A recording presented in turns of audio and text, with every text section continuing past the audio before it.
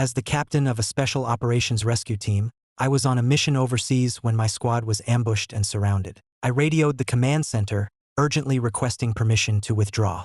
The response I received was from the mission's commander, who also happened to be my ex-wife, and her order was chillingly clear: hold your position and fight to the last man. My voice was raw with desperation as I yelled into the radio, "The insurgents are closing the net. If we don't pull out now, the entire team is going to be wiped out." Her reply was as cold as ice. "Wasn't it you who left me standing alone at the altar all those years ago, running off to some foreign country without so much as a backward glance? Now you can experience for yourself if the grass was truly greener on the other side, greener enough to be worth cheating for. And remember this, Captain, so long as I do not give the order, any attempt to retreat will be considered an act of treason." I clenched my fists in despair, leading my team as we held our ground against a storm of gunfire, each second stretching into an eternity. I don't know how long we held on, but eventually, her voice crackled over the radio once more. "I've seen enough. You are now authorized to withdraw." For a moment, I thought we were saved, but her next words plunged me into an abyss of disbelief. "Before you pull out, you will get on your knees in front of everyone you saved. You will confess that you cheated on me, and you will bow your head to the ground 100 times. Command, I need a repeat on that last order." The roar of explosions was deafening, shrapnel screaming past my helmet. I was bellowing into the mic, my voice swallowed by the relentless blasts around us. Behind me, the cries of the 100+ civilians we had rescued felt like a noose tightening around my heart. My second-in-command, Chloe, crawled over, wiping a smear of blood and grime from her face. Her voice was low and desperate. "Liam, the SAW is on its last belt of ammo. We're down to less than 30 rounds per rifle. We can't hold off another assault." Just then, that same cold, detached voice came over the encrypted channel. "The order is confirmed. Hold your position to the last man. That is the commander's final directive." The commander. That title hit me like a bullet to the chest. In a secure underground command center thousands of miles away in Virginia, the person sitting in that command chair was Sophia Hayes, the woman I had left at the altar 3 years ago. Right now, she was watching us fight and die on a satellite feed, her voice utterly devoid of emotion. "Liam, what the hell is she trying to do?" Chloe's face was ashen, and the young woman's voice trembled. "We've secured the civilians. Protocol says we should be getting priority exfil support right now.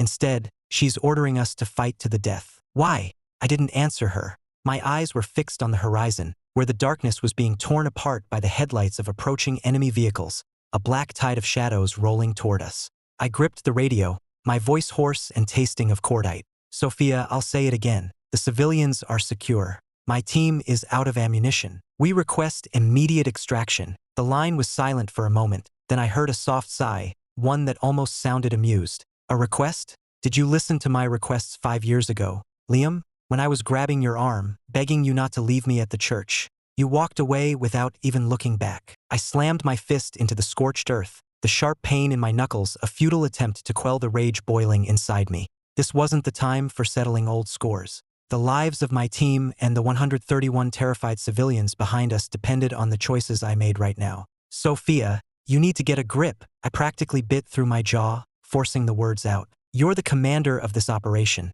not some woman settling a personal score. Do you have any idea how critical this situation is? Get a grip." Her cold laugh echoed from the speaker, carrying a calm that was more terrifying than any rage.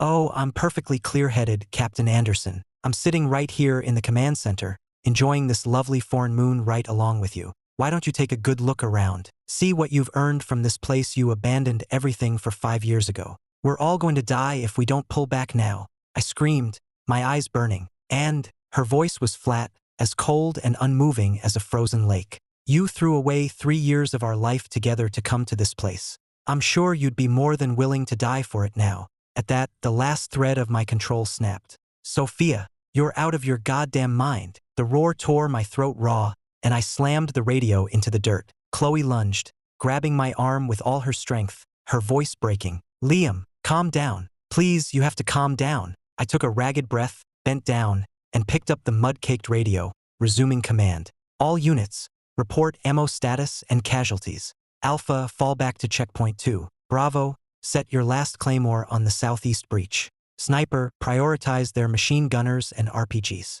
Under my direction, the team continued its desperate defense. But for a small rescue squad with no support, trying to hold off a full-blown assault from an organized militia was suicide. Our ammunition was vanishing before my eyes. Every shot fired felt like another grain of sand slipping through the hourglass of our lives. Our medic's frantic voice came over the internal comms, choked with emotion. Liam, the civilians, a lot of them are breaking down. They're asking if we've been abandoned, if we're ever going to get out of here. I glanced down at the 2 remaining magazines on my belt, swallowed hard, and replied in a raspy voice, "Tell them our country hasn't abandoned them. Tell them we will get them home. We just need to hold on a little longer." I took a deep breath of air thick with smoke and the metallic tang of blood, and keyed the encrypted channel to command one more time. My voice was devoid of anger now, replaced by a weary, hollow tone I barely recognized as my own. "Commander Hayes," I said, using her official title. "I have never begged anyone for anything in my entire life, but I'm begging you now.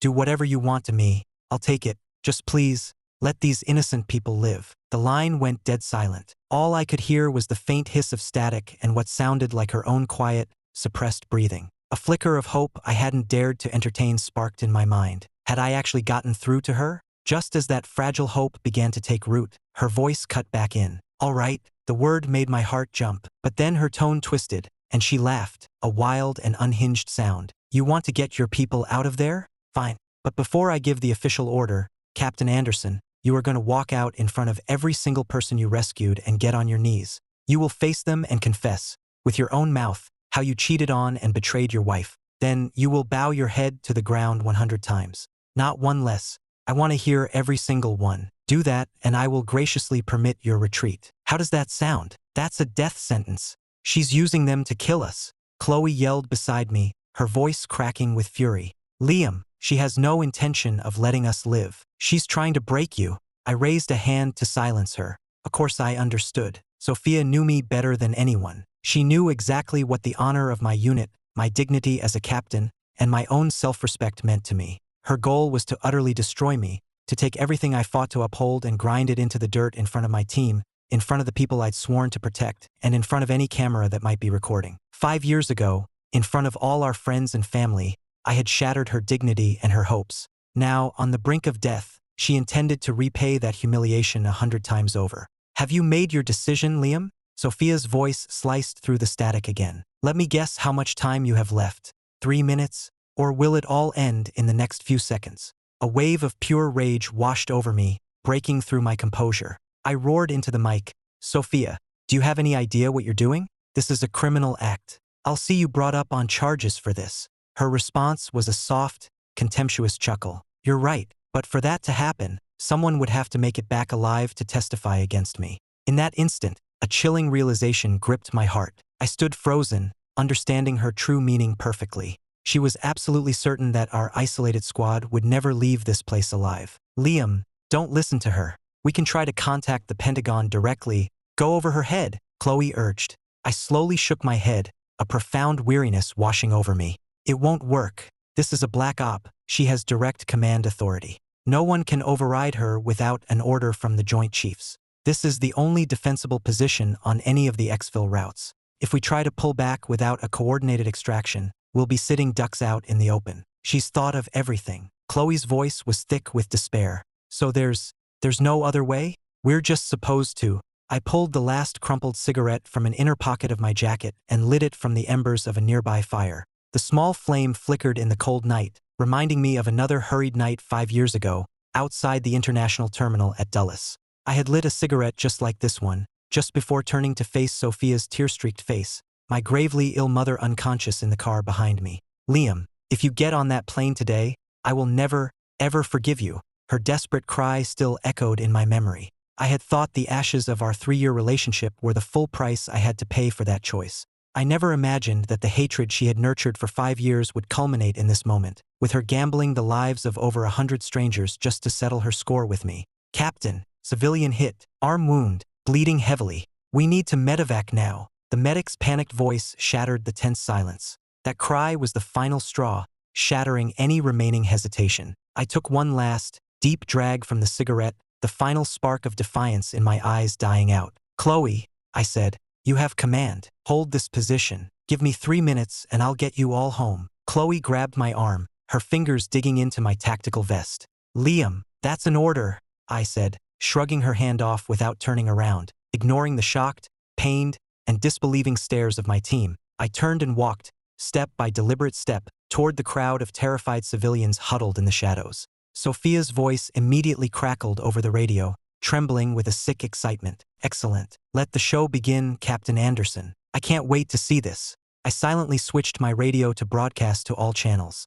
I knew exactly what was about to happen. The people I had just risked everything to save would look at me with confusion and contempt. My teammates, the men and women I had fought beside, would feel nothing but shock and humiliation. My name would be disgraced, and the honor I valued more than my own life would be something I had to destroy with my own hands. But in that moment, none of it mattered. My personal honor meant nothing compared to the 131 lives at stake. I walked to the front of the crowd, facing the sea of terrified, shell-shocked faces that were looking to me for salvation. The crying and panicked whispers slowly died down, and all eyes fixed on me, filled with confusion. "Everyone," my voice boomed through the radio's external speaker, surprisingly clear and steady. "My name is Captain Liam Anderson, and I am the commander of this rescue operation." I paused, then uttered the words that I knew would end my career, and perhaps my entire life as I knew it. 5 years ago, I betrayed my fiancée. At our wedding, in front of all our friends and family, I abandoned her at the altar.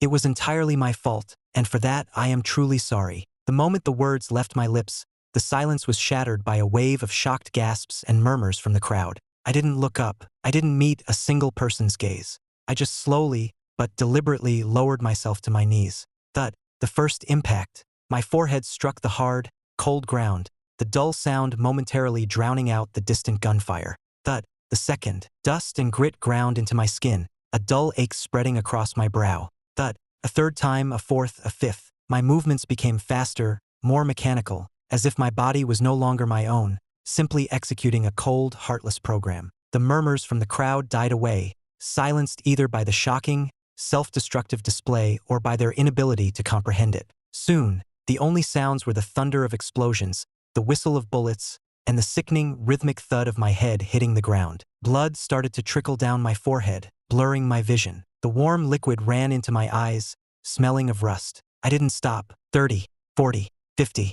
The world faded to gray, the sounds muffled, until all I could feel was the jarring impact vibrating through my skull and the growing numbness in my chest. An eternity seemed to pass. Finally, Sophia's voice came over the radio. It was laced with a lazy, satisfied tone, almost gentle. "That's enough. Seeing as you were so sincere, I will permit your retreat." I could hear the faint clicking of a keyboard. "Your extraction point is grid coordinate Echo 7. Your exfil path is Route 3. Route 3. The moment she heard the order, Chloe nearly wept with relief. "We're saved." But I cut her off, my voice a cold, hoarse whisper. "Route 3 is the emergency bug-out route. It's for when a mission has gone completely sideways and the team has been compromised. It's a kill zone. Almost the entire path is exposed, open ground with zero cover. Trying to move over 100 civilians through there is like marching them into a firing squad." I grabbed the radio, summoning my last ounce of strength to scream into it. "Sophia, that's not an exfil route.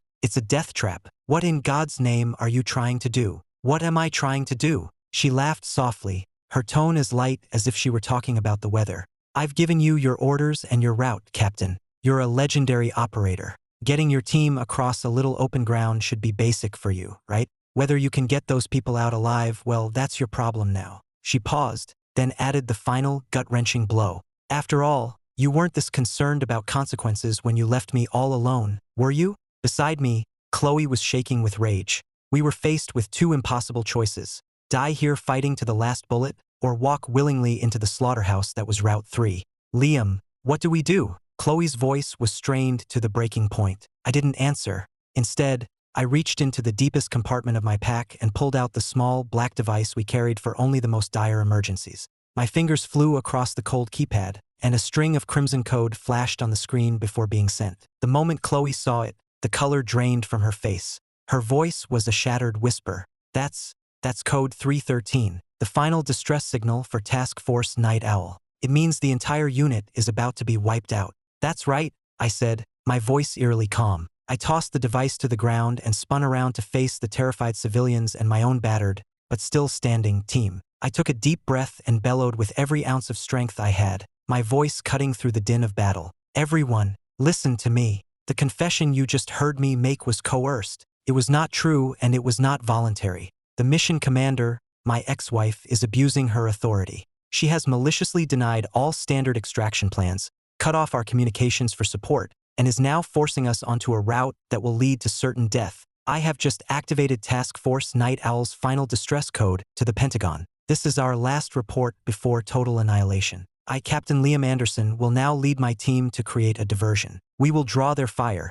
using our bodies as shields to open a path for you to escape. If none of us make it out, I need you to remember her name, Sophia Hayes. She is the one responsible for all of our deaths. Then I gave the final command. Night Owl on me. We're punching a hole. Move. Justice Code 313 lit up screens in every command center back stateside, as piercing alarms shattered the comm of the Pentagon, and just 1 second before my battered team launched its final, desperate charge into the jaws of death. A new voice suddenly overrode every channel in my headset, a voice that was aged but carried an undeniable weight of authority. Task Force Night Owl, this is the Pentagon. Cease all current actions immediately. Report your exact coordinates and current status, now. The moment I heard that voice, my rigid body swayed, and I nearly lost my footing. The heart that had been lodged in my throat, hanging over a precipice of despair, finally dropped back into my chest. I could hear the choked gasps and ragged sobs of my team around me. Some slumped against the barricades in exhaustion, others roughly wiped away the blood and tears from their faces.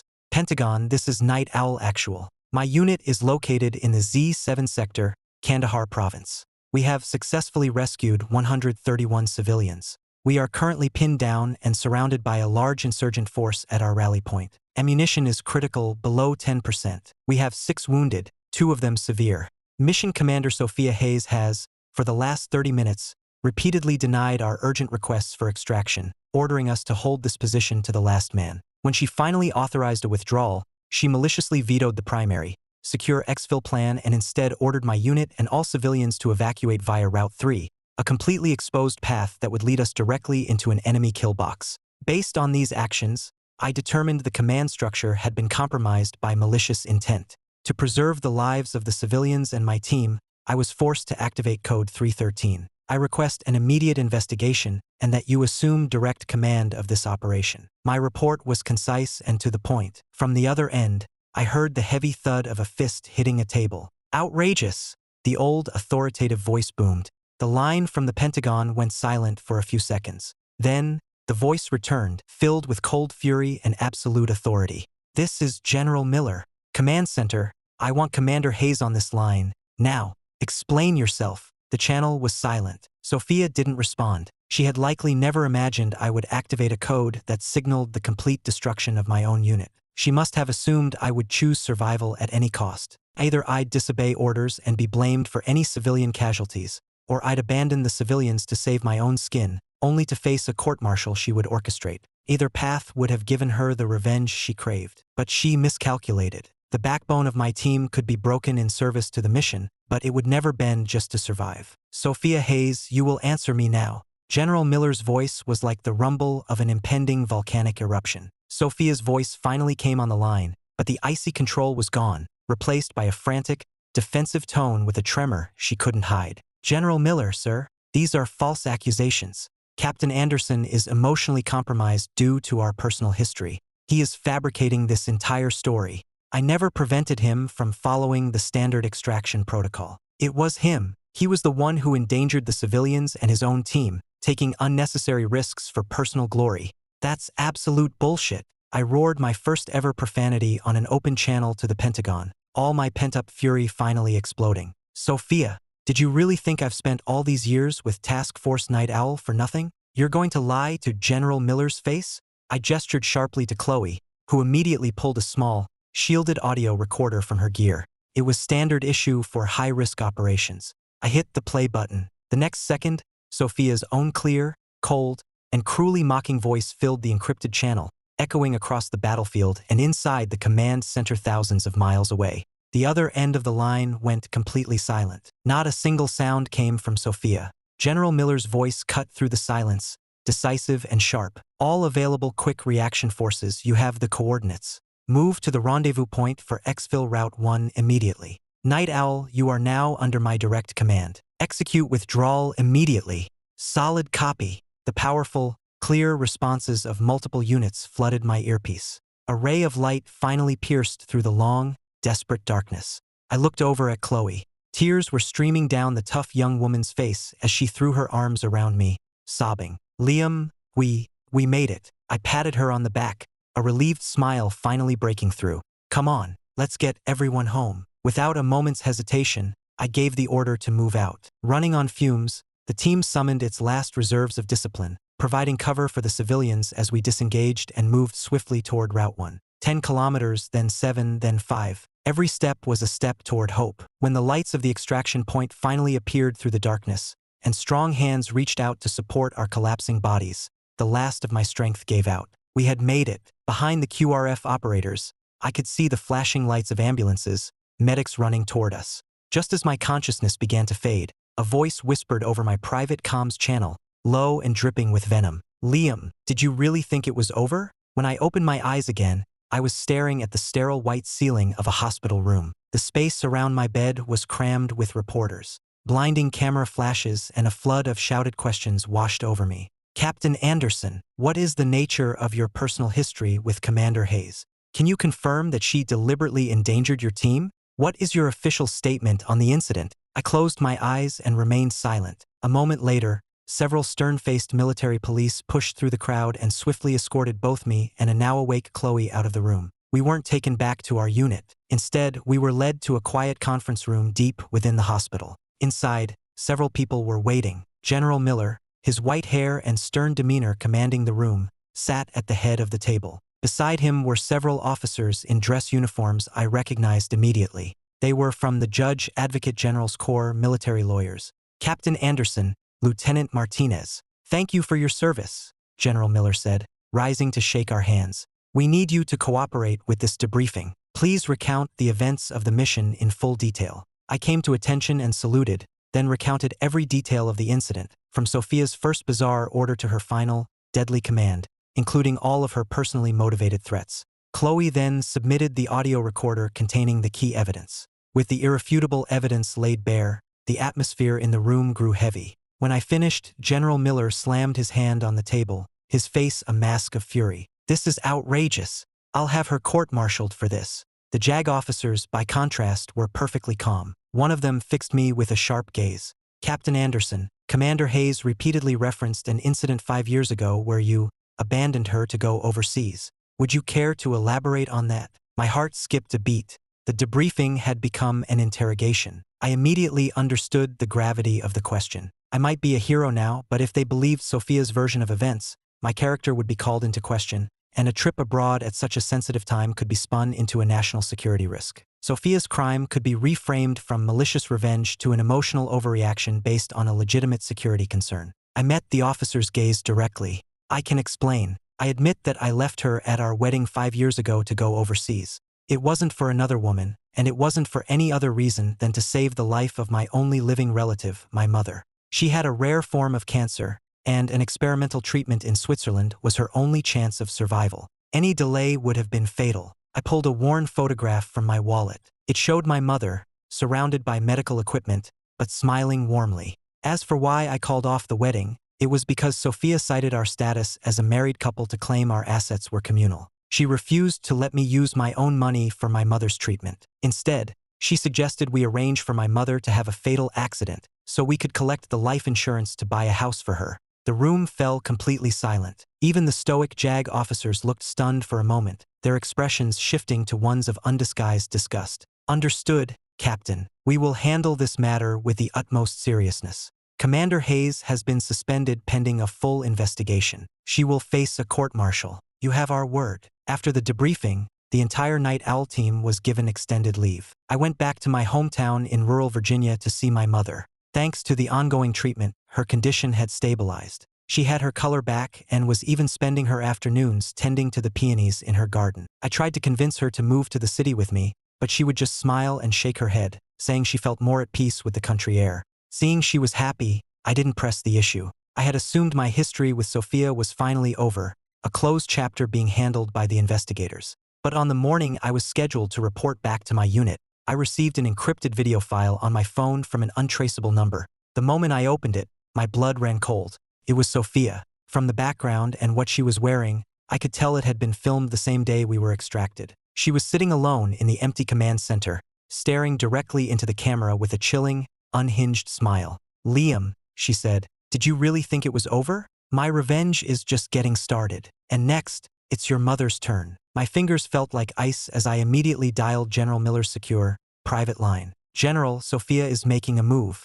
Her target is my mother," I said, keeping my voice as level as I could. "Understood." The general's voice was instantly grim. "I'm coordinating with local law enforcement for round-the-clock protection right now. Keep your line open." But as if to prove Sophia's threat was real, a flood of bad news came in, one piece after another, so fast I could barely breathe. It started online. Almost as soon as I hung up, a coordinated smear campaign erupted across social media. Dozens of posts, all claiming to be from insiders, painted me as a manipulative womanizer who had scammed a heartbroken hero. My mother's illness was described as an elaborate lie I'd created to cover up a long-term affair and avoid commitment. Sophia, meanwhile, was portrayed as the tragic victim, a devoted patriot abandoned at the altar and then scapegoated for a mission gone wrong. The tide of public opinion turned in an instant. My name was trending on Twitter for all the wrong reasons. What a scumbag. He'd lie about his own mother dying just to cheat. Some hero. Sounds more like a sociopath.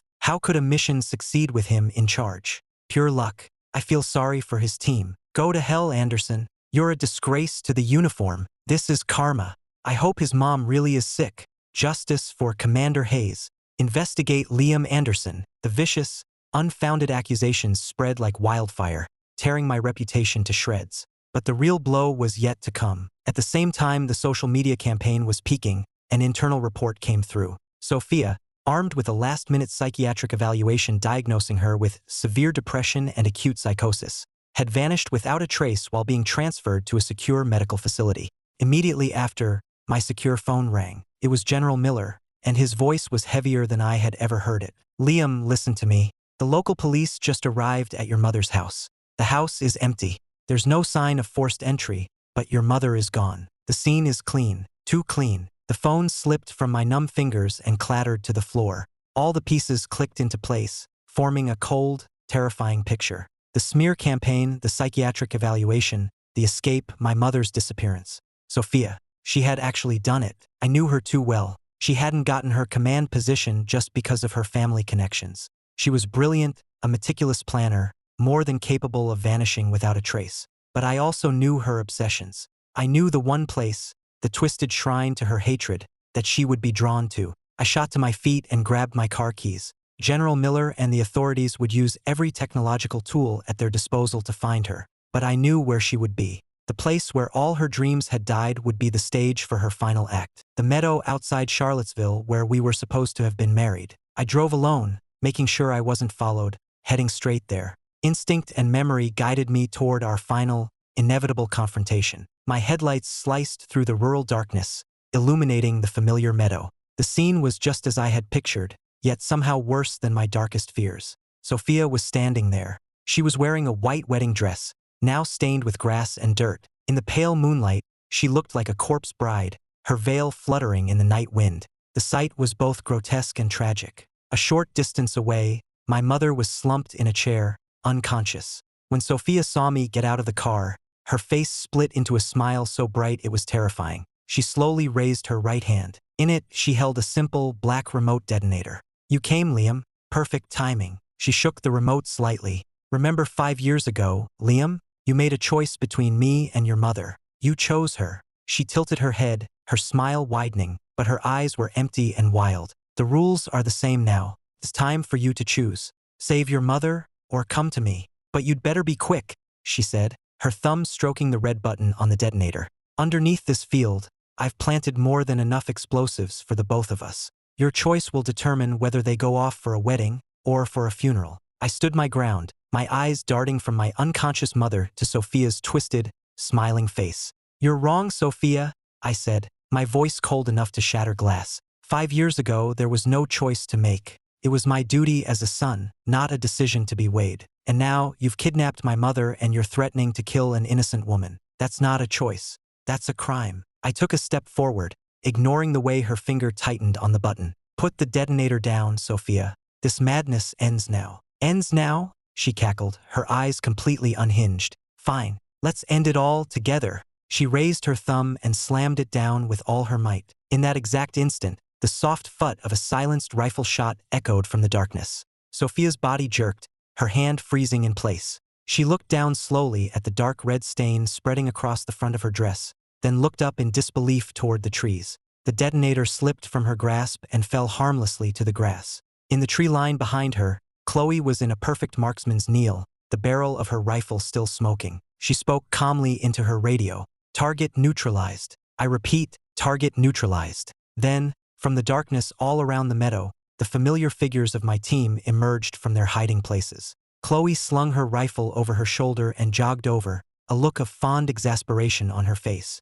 You're getting slow in your old age, Liam. We followed you this whole way and you never even knew we were here. Looking at the determined, concerned faces of my team, the icy fear that had gripped my heart since my mother was taken finally began to thaw. I took a deep breath and gave them a nod. Nothing more needed to be said. A short time later, a recovery team sent by General Miller arrived and began professionally and quietly cleaning up the scene. They took Sophia's body away in silence. Every crime she had committed was enough to warrant the harshest possible sentence. Ending her life this way, perhaps, spared everyone the spectacle of a public trial and preserved one last, silent shred of dignity for the woman she once was. The recovery team took her away and just like that, it was over. Her crimes should have been laid bare for the world to see, but this quiet, tragic end felt like a more fitting conclusion to our painful history. After the incident, I submitted my resignation, stepping down from my position as the commander of Task Force Night Owl. I formally passed command and my unit patch to Chloe.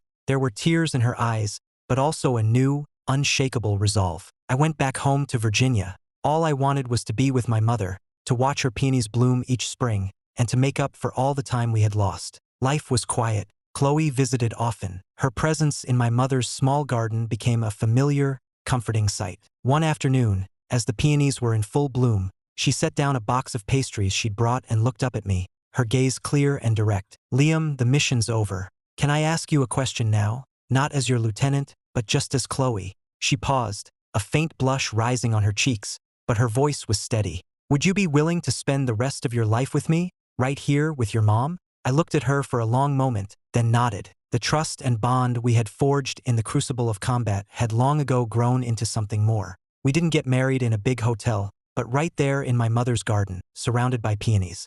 It was simple and perfect. To my surprise, General Miller himself showed up. He clapped me on the shoulder, gave Chloe an approving nod, and then stood before us, his voice booming. Today, I'm here to officiate the wedding for two of my finest operators.